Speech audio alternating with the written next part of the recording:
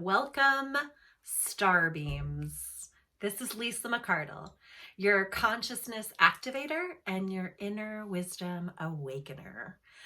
I am here today to share some really powerful and potent November information with you. And here it is. It's already the 7th of November, and I am just now getting to the creation of this because it's been what I'm going to call a swirlwind. It's been a swirlwind of energy. It's been up, it's been down, it's been in and it's been out. Sometimes it feels great and sometimes it feels incredibly oppressive. So I want to talk to you about what is happening, what is ripe, what is available, what the experience is, and what you can do to navigate these energies in a way that can be in true service to you, as opposed to discomfort or anything else that you might be experiencing. So let's get this, let's get you aligned with this month of November. So I want to start with talking about November. This is not original to me. I saw it somewhere on Instagram and I wish I knew where. I can't find it again, but someone had posted about November, taking the opportunity this month to say no. And I really want to speak to that because as we move through this world, you know, some people that I get to support, we get to work now, we get to create through the essence of learning how to say yes, how to move into allowance. And it's really important to acknowledge that no is just as powerful and sometimes more than our yeses. So let's play with no in November. And remember too that the more in alignment you become and the more that source itself delivers to you and through you, through your service and through your experiences and through your growth, just the more that comes. Like there's more and then there's more and then there's more. And the more that comes, the more opportunity you have to say no, even to some things that you'd really enjoy doing. So to create balance and to create continuity in your life's experience, sometimes no is a required response to some things, even if they're pleasurable things. So play this month with no. It's November. What can you say no to that in fact is enabling you to say yes to perhaps another aspect of yourself? And perhaps one of those aspects is something else that I really want to bring up that is alive in the field in this November, and that is rest. So I don't know about you, but I have been on a roller coaster of I feel amazing, I feel great, and crawling, almost feeling the sensation of like I cannot keep my eyes open. And so it's been this pulse kind of up and down and in this kind of roller coaster. And so the directives as I'm seeing them or feeling them is to go with the flow. If you're feeling exhausted, like the other day I said I was bone tired, like really exhausted at the core of your being, then it means that your being at its core needs to rest. I've been really wired and programmed for performance over my lifetime, to do, and that success comes with the doing. And part of the opportunity for expansion, as I'm perceiving it, is to really learn how to be in the being, human beings, being, not human doings, human beings. And what that means is knowing when, knowing how, and really being giving ourselves. We don't need to be given permission, but really give ourselves permission to go into the rest. Now, on a physical level, no repair happens in the body unless you're in the rest mode. When you're in the parasympathetic nervous system, in the rest and the digest, it's the point of all healing. So in the metaphysical realm, and we're talking about our physical bodies, our emotional bodies, our energy bodies, our soul bodies, our higher selves, it would make sense that we have to create extra levels of rest so that those bodies can be in a state of heal and of repair, of rejuvenation, reorganization. Really, it's part of your ascension.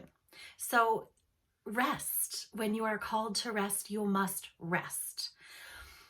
The end of this year, which only consists of, I don't know, 6 weeks, 8 weeks, 7 weeks, something like that. There's not much left. And I know it's coming because I've been shown glimpses of it through spirit. It is profound.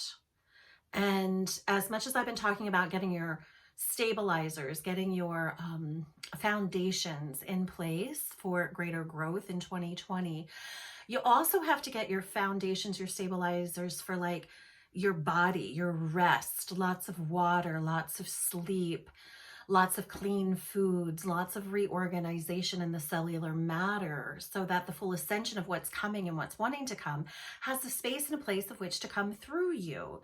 So you got to give into the rest. And then only move when you're moving with divinely inspired action. When you're inspired to move, then move. So I'm going to open this window. I just got really hot. I think it's because I'm talking about all this juicy stuff. Let's let some air in. So with that, the other thing that's really coming up is this kind of this swirling energy. I mean, it has been just swirling. It's been challenging, I will say, to stay grounded. And yesterday in particular, it was really a challenge to find the grounding point. So making sure that you're eating grounding foods, that you're earthing, you're getting yourself out there, and really move into the crystalline core, the center of the earth, in your prayer, in your meditation. Just find that soothing, relaxing, resting surrender. It's a lot about surrender. It's a lot about letting go. This chaos we're feeling, it's going to continue on for a little bit with windows of space where it softens. But this swirling is, we're going to experience this for a little while. So you must find your grounding mechanisms, find your peace, find your ease, even when it seems as if everything is in a dynamic swirl. Now, with that being said, the other thing that's really seeming to be up in the field is fear. Fear, fear, fear. Our crows out there talking to us. The governing of law. Crow energy is about law and organization. So it's speaking to us. So we'll move with the crow. We can't deny the things that come in when we're paying attention and when we're in presence. So we just integrate and figure out what messages they're gifting to us. So fear, gosh, it's just so much of it. I had an experience with it myself. I didn't see it coming, and I realized a significant thing that I've been holding on to, and the reason was based in some fear. And what a great opportunity once we can identify it to make peace with it. Fear has been, identified as false expectations appearing real, or face everything and rise. I really like that one. So however you want to play with fear, but it's playing with you right now. So I would suggest to play with it as opposed to attachment to it. Know that it's a reorganization, a reorder for some of these old 3D imprints and blueprints to get cleared out of your field. So the thing to do with fear is like, oh, okay, there it is. Let's acknowledge it without getting like swallowed by it. Like, can you acknowledge it? Oh, okay. And perhaps ask it if there's a lesson or a teaching or a learning or something in it that you can be received through it. And then how quickly can you move to the expression of love and gratitude for the experience and into the thing that you'd rather experience instead. Fear is not a creator, friends. It is a great destroyer. Fear will lay more things down before they ever get created than just about any other emotion or sensation. So if love's the great creator and fear's the great destroyer, then I'd say you have some choices to make. And please remember that sometimes when we're in the state of fear, it's really hard to remember how powerful we are and that we do have a choice, and that nothing is happening to you, but it's all happening through you. And, you know, I've had a lot of opportunities this week to play with people who are like so strong in their conviction about why they have the right to be in fear. And yeah, I mean, yeah, you can always find supporting evidence for any emotion you're willing to have. Always, always, always, always. But are you willing to find supporting evidence for the oppositional emotion? Like, you can prove to yourself over and over and over why you should bullshits be in fear. Could you fight with just as much conviction to find the reasons why you could be in allowance, be in celebration, be in gratitude, being all the things that sets the tone for your vibrational frequency that allows the opposite experience of the thing of which you are fearing? Bam, that's kind of it.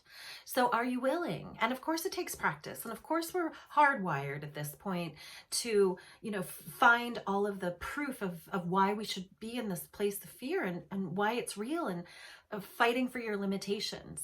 As it has been said, are you willing to fight with just as much conviction for your freedom? That's really the question, because you have that capacity and you are that powerful. So why not choose well? Okay, and the other thing that's coming up that's wanting to be discussed in this is authenticity. There is a real call for authenticity, for taking down the illusions, the pretending, the I'm fine, everything's fine. Whatever it is, however you've been presenting, perhaps that is in any kind of illusion. Authenticity, transparency, be real, stop pretending. Because as our consciousness is expanding at such a rapid rate, any place of which you are being inauthentic, see, everybody's expanding. So everybody's wisdom radars are expanding. So if you're being inauthentic, people will know it. They'll know it in a red hot second, because all of their intuitive knowing senses are all awakening. They're all activating. The old illusions of deceit or lies or manipulation, that's part of a paradigm that is in process of being destroyed. That's why it's screaming so loud in society right now, because it's in the process of unwinding to collapse.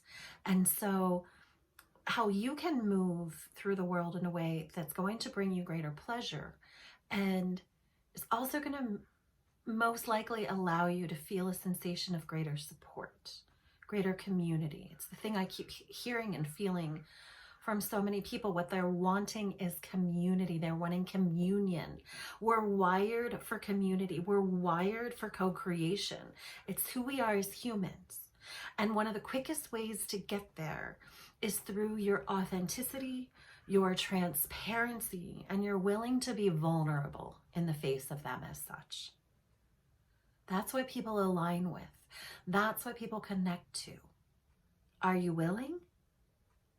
Are you willing to take the masks down and allow the real raw you to be exposed?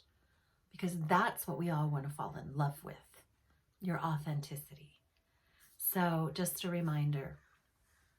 And then in conclusion, I'd really love to just talk about the 1111 portal that's coming. I think I'm going to shoot another video that speaks exclusively to that, because there's so much to it. But I would love to just remind you that on 1111, we're going through a really massive portal. I'm feeling really called to do some kind of a broadcast. So I'm thinking I'll do a live broadcast, probably on Facebook at 1111 on 1111, just to anchor in the energy. It's a profound energy. It's an energy of creation. It's a mastery number. It's the perfect sequence of new beginnings. It's the window in time where all infinite creation gets to align into your soul, into your heart, into your greatest expression. It's a broadband window of illumination that will activate and touch you at soul level. And all of this kind of chaos and swirl and a little bit of discomfort, at least it's been a little uncomfortable for me as a sensitive. This is all kind of cleaning house a little bit for this initiation, this activation, initiation into full potency of new level light frequency is what my guidance is saying right now. That's coming to you, coming through you, awakening within you on 11/11. So don't miss it. So I'm going to leave you there.